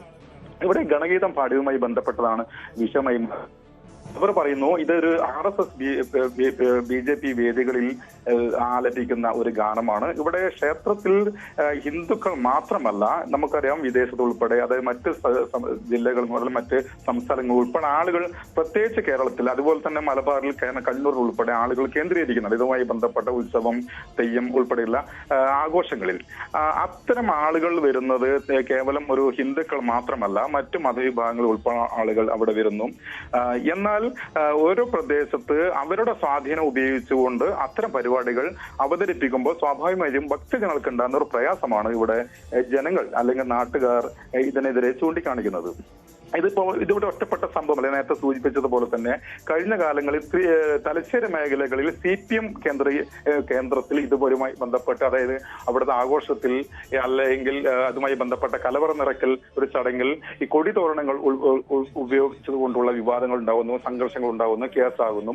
ഇത്തരം സംഭവങ്ങൾ തന്നെയാണ് ജില്ലകളിൽ സ്വാഭാവികമായിട്ടും റിപ്പോർട്ട് ചെയ്യപ്പെടുന്നതും. ഇവിടെ ഉണ്ടായതും അതുപോലെ തന്നെയാണ്. DYFI ഇത്തരം ഈ ഗണഗീതത്തെ എതിർക്കുന്നു. അതായത് ഈ വേദിയിൽ പാടേണ്ടതല്ല ഈ ഗണഗീതം എന്നാണ് DYFI അതുപോലെ തന്നെ CPMന്റെയും വാദം. അങ്ങനെ ഈ ഗായകനെ ഈ പാട്ട് പാടുന്ന സമയത്ത് എതിർക്കുകയും സ്റ്റേജിൽ കയറി ഈ ഗാനം ഇവിടെ അവസാനിപ്പിക്കണം അല്ലെങ്കിൽ പാട്ട് നിർത്തണമെന്ന് ഈ പ്രവർത്തകർ ആവശ്യപ്പെടുകയും ചെയ്യുന്നു. എന്നാൽ ആദ്യം സ്റ്റേജിൽ കയറിയ പ്രവർത്തകൻ പിന്നീട് അവരെ ഈ ഗായകൻ തന്നെ തിരിച്ചയക്കുന്നു. പിന്നീട് ഈ പാട്ട് തുടരുകയും ചെയ്യുന്നു. അങ്ങനെയാണ് ഇതൊരു സംഘർഷത്തിലേക്ക് വരുന്നത്. അങ്ങനെ CPM അതുപോലെ തന്നെ BJP പ്രവർത്തകർ തമ്മിൽ ഈ ഗണഗീതവുമായി ബന്ധപ്പെട്ടുകൊണ്ടുള്ള ഈ വിഷയവുമായി ബന്ധപ്പെട്ട് സംഘർഷങ്ങൾ ഉണ്ടാകുന്നു. ഇതാണ് ഇവിടെ വിഷയം എന്ന് പറയുന്നത്. സുമേഷ്, ഇവിടെ ഈ പരിപാടി തന്നെ നിർത്തിവെക്കേണ്ട സാഹചര്യം ഉണ്ടായോ, അതോ ഗണഗീതം നിർത്തിവെക്കേണ്ട അവസ്ഥയാണ് ഉണ്ടായത്? ഈ സംഭവത്തിന് ശേഷം വീണ്ടും പരിപാടി പുനരാരംഭിച്ചിരുന്നോ? ടോം, ഇത് ഈ ഉത്സവം എന്ന് പറയുന്നത് കഴിഞ്ഞ 3 ദിവസമായി അവിടെ നടക്കുന്ന ഒരു ഉത്സവമായിരുന്നു. ഇതിന്റെ ഒരു സമാപനമാണ് ഇന്നലെ ഉണ്ടായത്. അതായത് ഇന്ന് രാവിലെയോടുകൂടി ഈ ക്ഷേത്രത്തിന്റെ ആചാരങ്ങൾ ഉൾപ്പെടെ പൂർത്തീകരിച്ചുകൊണ്ട് അവിടുത്തെ ഈ മഹോത്സവം അവസാനിക്കുകയാണ്. ഇതിന്റെ ഒരു വലിയൊരു പരിപാടി എന്ന നിലയിലാണ് ഇന്നലെ ഒരു ഗാനമേള ഇന്നലെ തയ്യാറാക്കിയത്. അത് തൃശ്ശൂരിൽ നിന്നുള്ള ഗായക സംഘമായിരുന്നു. ഇവർ ഈ ഗായക സംഘം ഗാനം 7 മണിക്കോടുകൂടി ഈ ഗാനമേള ആരംഭിക്കുകയും എന്നാൽ ഇതിന്റെ അവസാന ഭാഗത്തോടു കൂടിയാണ് ഇത്തരം ഒരു ഗാനം ആലപിക്കുന്ന രീതിയിലേക്ക് വരികയും ചെയ്തത്. അതായത് ഒരുപാട് പാട്ടുകൾ, കുറെ പാട്ടുകൾ പാടുന്നു. അവിടെ ഈ ഗാനമേള അവസാനിക്കുന്ന 1-2 പാട്ടുകൾ മുൻപായിട്ടാണ് ഇത്തരം ഒരു ഗാനം ആലപിക്കുകയും ചെയ്തത്. അങ്ങനെയാണ് ഏതായാലും ഡിവൈഎഫ്ഐ ഇതിനെ എതിർക്കുന്നു. ഏതായാലും ഉത്സവം ആ രീതിയിൽ തന്നെ നടന്നു പോവുകയും ചെയ്തു. എന്നാൽ ഇതുമായി ബന്ധപ്പെട്ടുകൊണ്ടുള്ള പരാതികൾ ഏതായാലും ഈ CPM അല്ലെങ്കിൽ BJP പോലീസിൽ പരാതിയായിട്ട് വന്നിട്ടില്ല. ഏതായാലും വരും ദിവസങ്ങൾ ഇതിനെതിരെയുള്ള പ്രതിഷേധം ഇനി ഉണ്ടാകുമെന്ന് തന്നെയാണ് ഡിവൈഎഫ്ഐയും അതുപോലെ തന്നെ CPMന്റെ ഭാഗത്തു നിന്നുള്ള വിവരം. ഏതായാലും ഇന്ന് വൈകിട്ട് ഡിവൈഎഫ്ഐയുടെ നേതൃത്വത്തിൽ അവിടെ ഒരു വ്യക്തമാണ്. സുമേഷ് മോറാഴിയാണ് വിവരങ്ങൾ നൽകിയത്. കണ്ണൂരിൽ ക്ഷേത്രോത്സവത്തിനിടെ ഗണഗീതം പാടിയതുമായി ബന്ധപ്പെട്ടാണ് വിവാദവും സംഘർഷവും ഉണ്ടായത്. കാസർഗോഡ് കുമ്പള നായ്ക്കാപ്പിൽ അഭിഭാഷകയുടെ വീട്ടിലുണ്ടായ കവർച്ചയിൽ നിർണായക തെളിവുകൾ കണ്ടെത്തിയ അന്വേഷണ സംഘം. ഫോറൻസിക് വിദഗ്ധർ നടത്തിയ പരിശോധനയിൽ കവർച്ചക്കാരുടെ നിന്ന് കരുതുന്ന നിരവധി വിരലടയാളങ്ങൾ കണ്ടെത്തി. കാസർഗോഡ് ബാറിലെ അഭിഭാഷക ചൈത്രയുടെ വീട്ടിൽ നിന്നും കഴിഞ്ഞ ദിവസമാണ് 29 പവൻ സ്വർണം, അതോടൊപ്പം വെള്ളിയും പണവും ഉൾപ്പെടെ കവർന്നത്. വിവരങ്ങളുമായി KV ബൈജു ചേരുന്നു. ബൈജു, ഏറ്റവും വലിയൊരു ആക്ഷേപം നിലനിൽക്കുന്നത് കുമ്പള ഉൾപ്പെടുന്ന പ്രദേശങ്ങൾ കേന്ദ്രീകരിച്ച് കവർച്ചാ സംഘങ്ങൾ സജീവമായിട്ടും പോലീസ് ചെറുവിരൽ അനക്കുന്നില്ല, നടപടി സ്വീകരിക്കുന്നില്ല. ജനങ്ങൾ വലിയ ആശങ്കയിലാണ്. അതിനിടെയാണ് ഇത്തരമൊരു നിർണായക തെളിവുകൾ കണ്ടെത്തിയിരിക്കുന്നത്. എന്താണ് വിവരങ്ങൾ?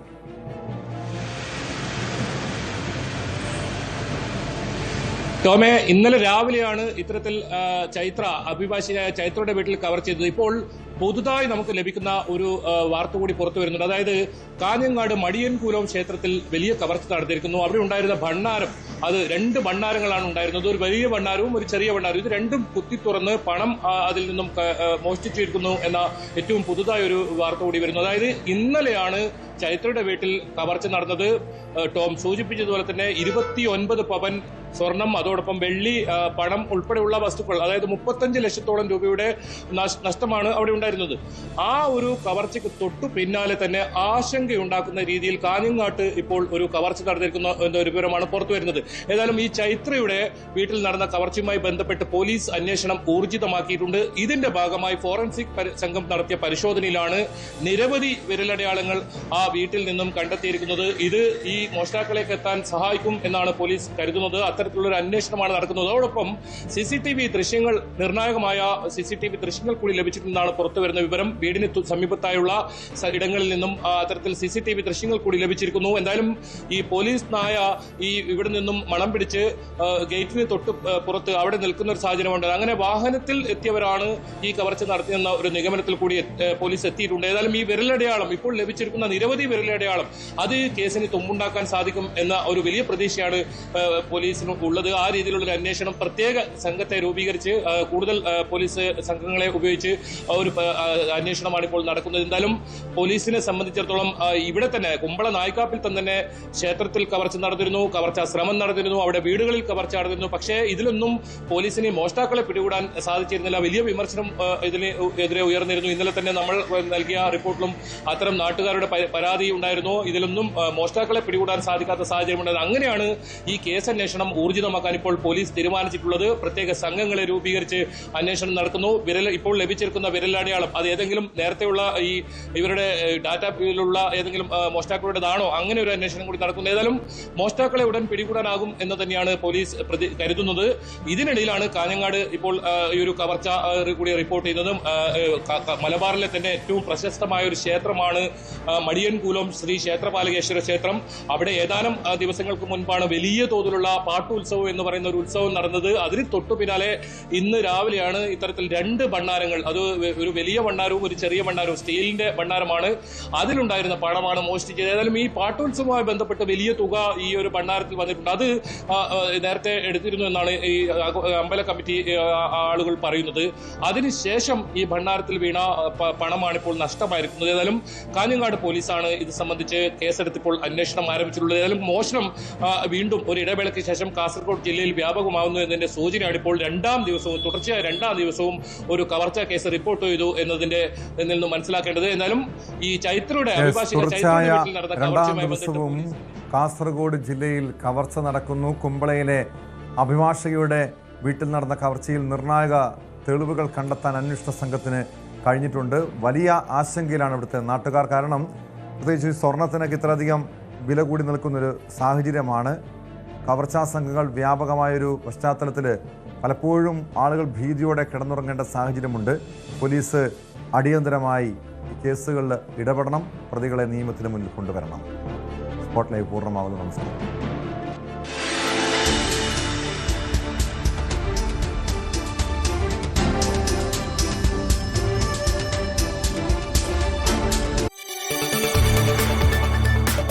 കൂടുതൽ വാർത്തകൾക്ക് News 18 Keralam YouTube channel subscribe ചെയ്യുക.